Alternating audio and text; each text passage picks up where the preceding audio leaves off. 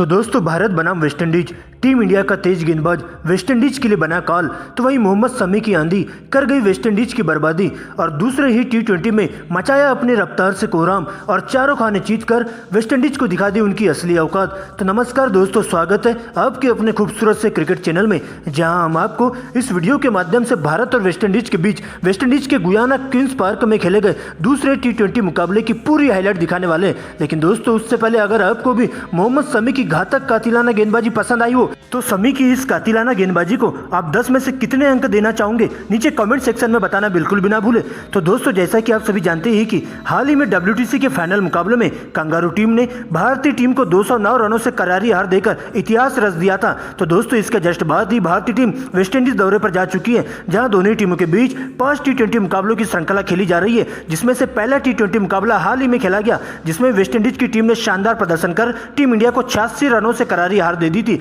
लेकिन दोस्तों हाल ही में सीरीज का दूसरा टी20 मुकाबला वेस्टइंडीज के क्वींस पार्क स्टेडियम में खेला गया। दोस्तों इस मुकाबले में टीम इंडिया की कमान युवा और जोश से लबरेज हार्दिक पांड्या के कंधों पर सौंपी गई थी। तो वही दोस्तों वेस्टइंडीज की तरफ से कप्तानी करते हुए निकोलस पुरन देखे गए। दोस्तों इस मुकाबले में शाम 7 बजे टॉस होता है, सिक्का उछाला जाता है और सीधा हार्दिक पांड्या के पक्ष में जाकर गिरता है, जहां पांड्या टॉस जीतकर पहले बल्लेबाजी करना पसंद करते हैं। तो वही वेस्टइंडीज की टीम को गेंदबाजी करने का न्योता दिया जाता है। दोस्तों इसके बाद भारतीय टीम को ठोस शुरुआत दिलाने टीम के 2 विस्फोटक ओपनर बल्लेबाज शुभमन गिल और ईशान किशन क्रीज पर आते हैं, जबकि वेस्टइंडीज की तरफ से पारी का पहला ओवर लेकर तेज तर्रार गेंदबाज ओबे मौकाए आते हैं, और जो अपनी घातक गेंदबाजी के लिए पहचाने जाते हैं और जिनका सामना होता है पहले ओवर में शुभमन गिल से, और पहले ही गेंद पर एक्स्ट्रा कवर के ऊपर से तेजी से शॉट मारकर सामने खड़े फील्डर ब्रेंडन किंग के हाथों में कैच दे बैठते हैं। दोस्तों यह शॉट काफी तेज होता है, जिसके चक्कर में हाथ से फिसल जाता है और इस तरह पहली ही गेंद पर शुभमन गिल को जीवनदान मिल जाता है। और इसके बाद दोनों ही खिलाड़ी संभल कर खेलते हुए अंतिम गेंद पर खूबसूरत सी कवर ड्राइव लगाकर शुभमन गिल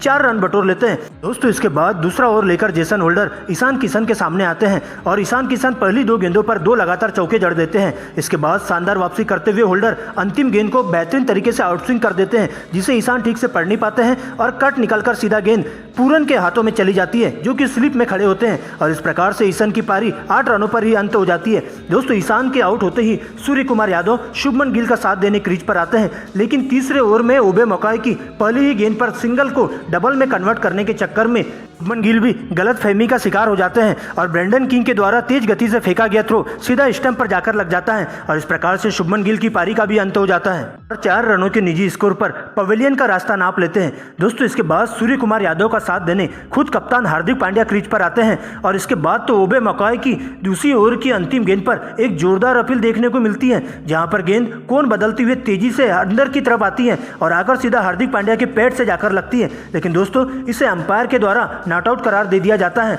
और यहां पर हार्दिक पांड्या बाल बाल बच जाते हैं, और इस तरह से जल्दी जल्दी एक ही ओवर में 2 विकेट गिरने से टीम इंडिया काफी मुश्किल में आ जाती है। इसके बाद धीरे धीरे ही सही दोनों ही सलामी बल्लेबाज सोच समझकर शॉट का सिलेक्शन करते हैं, क्योंकि वेस्टइंडीज की पिच तेज गेंदबाजों को काफी मदद कर रही थी और सिंगल डबल की मदद से दोनों ही बल्लेबाज पावर प्ले के खेल में 2 विकेट के नुकसान पर 35 रन स्कोर बोर्ड पर टांग देते हैं। लेकिन दोस्तों इसके बाद 7वें ओवर में कप्तान हार्दिक पांड्या का सामना होता है स्पिनर गेंदबाज अकील हुसैन से, और अपने हाथ खोलते हुए हार्दिक पांड्या इस ओवर में 1 छक्का और 2 चौके जड़ देते हैं। तो वही दोस्तों 8वें ओवर में स्मिथ को टारगेट करते हुए सूर्य कुमार यादव भी 2 छक्के और 1 चौका लगा देते हैं, और इस तरह से 12 ओवर की समाप्ति के बाद टीम के स्कोर को दोनों ही बल्लेबाज 81 रनों के पार पहुंचा देते हैं। लेकिन दोस्तों 13वें ओवर में जेसन होल्डर आते हैं, जो कि टीम इंडिया के लिए काल बनकर आते हैं, और इसी ओवर की पहली ही गेंद पर सूर्य कुमार यादव को एक बाउंसर गेंद पटककर 45 रनों के निजी स्कोर पर सीमा रेखा के पास कैच आउट करवा देते हैं। तो वही दोस्तों इसी ओवर की अंतिम गेंद पर कप्तान हार्दिक पांड्या को भी एक यार्कर लेंथ की गेंद पटककर 49 रनों के निजी स्कोर पर सीधा क्लीन बोल्ड कर देते हैं, और इस तरह से दोनों ही बल्लेबाजों को एक ही ओवर में आउट कर सीधा बैकफुट पर धकेल देते हैं। दोस्तों इसके बाद पारी को आगे संभालने के लिए सर जडेजा और बापू के नाम से मशहूर अपने अक्षर पटेल क्रीज पर आते हैं, और टॉप ऑर्डर बल्लेबाजों के पूरी तरह से फ्लॉप होने के बाद मिडिल ऑर्डर बल्लेबाज भी वेस्टइंडीज के तेज गेंदबाजों के सामने घुटने टेकते हुए दिखाई देते हैं, और सिंगल डबल के साथ पारी को आगे बढ़ाते हुए 17 ओवर की समाप्ति के बाद 4 विकेट के नुकसान पर भारतीय टीम 130 रनों तक बना लेती है। लेकिन दोस्तों 18वें ओवर में एक बार फिर से ओबे मौकाए टीम इंडिया के लिए काल बनकर आते हैं, और आते ही टीम इंडिया के 2 बड़े विकेट ले जाते हैं, जहां 5वीं गेंद पर अक्षर पटेल को डीप मिड विकेट की दिशा में 20 रनों के निजी स्कोर पर बाउंड्री के पास कैच आउट करवा देते हैं। तो वही दोस्तों इसी ओवर की अंतिम गेंद पर तेज तर्रार यार्कर गेंद पटककर सीधा संजू सैमसन को 0 रन पर क्लीन बोल्ड कर देते हैं। दोस्तों इसके बाद तो टीम इंडिया की बल्लेबाजी पूरी तरह से लड़खड़ा जाती है और सर जडेजा का साथ देने दूसरे छोर से कोई भी भारतीय बल्लेबाज ठीक से खड़ा नहीं रह पाता है और एक के बाद एक बल्लेबाज क्रीज पर आता है और एक गेंद खेलकर सीधा पवेलियन का रास्ता नाप लेता है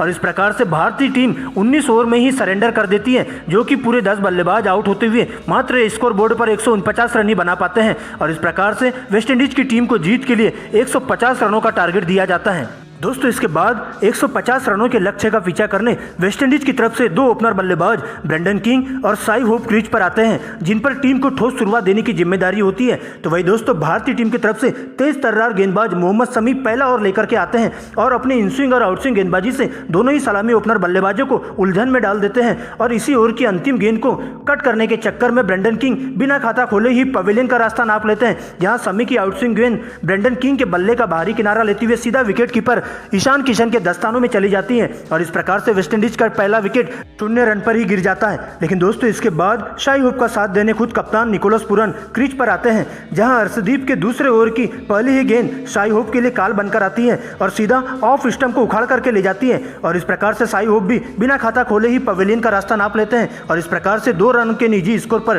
टीम 2 विकेट खो बैठती है और 2 ओवर के अंदर ही अपने दोनों ही ओपनर बल्लेबाजों को जल्दी से खोने के बाद वेस्टइंडीज की टीम लड़खड़ा सी जाती है, जिसके बाद वेस्टइंडीज की टीम मुश्किल में आ जाती है। लेकिन दोस्तों इसके बाद पारी को आगे बढ़ाने के लिए कप्तान पूरन का साथ देने के लिए काइल मेयर्स क्रीज पर आते हैं और काफ़ी संभल कर खेलते हुए भारतीय गेंदबाजों की कातिलाना गेंदबाजी का सामना करते हैं और पावर प्ले के खेल में 2 विकेट के नुकसान पर वेस्टइंडीज की टीम 38 रन स्कोर बोर्ड पर बना लेती है। लेकिन दोस्तों इसके बाद कप्तान हार्दिक पांड्या एक बार फिर से अपने पिटारे में से तेज गेंदबाज मोहम्मद शमी के हाथों में गेंदबाजी थमा देते हैं और 7वें ओवर में एक बार फिर से वेस्टइंडीज के बल्लेबाजों के लिए मोहम्मद शमी मुसीबत बनकर आते हैं, जिसमें पहली ही गेंद पर मेयर को कैच आउट करवा देते हैं। तो वही दोस्तों इसी ओवर की अंतिम गेंद पर कप्तान निकोलस पूरन को एलबीडब्ल्यू आउट कर बैकफुट पर ढकेल देते हैं। दोस्तों यहां से वेस्टइंडीज के बल्लेबाजों की हालत पूरी तरह से खराब हो जाती है और वेस्टइंडीज की टीम मुश्किल में आ जाती है। लेकिन दोस्तों इसके बाद वेस्टइंडीज की टीम के लिए ब्रुक्स और पावेल क्रीज पर आते हैं और कुछ देर अच्छे शॉट्स लगाकर 15 ओवर के खेल में 4 विकेट खोकर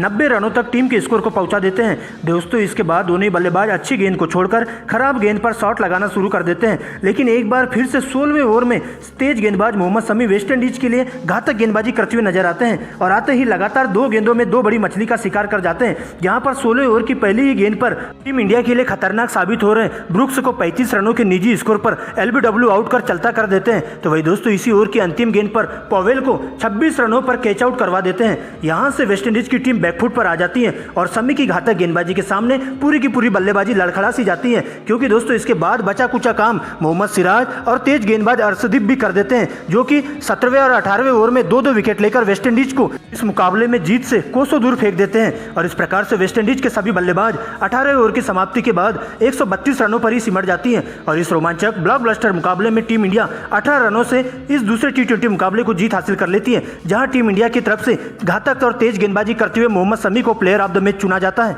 जिनके खाते में 6 विकेट जाते हैं। दोस्तों अगर आपको भी मोहम्मद शमी की कातिलाना गेंदबाजी पसंद आई हो तो वीडियो को लाइक करें और जाते जाते चैनल को सब्सक्राइब जरूर कर दें, साथ ही बेल आइकन को प्रेस करना बिल्कुल भी ना भूलें।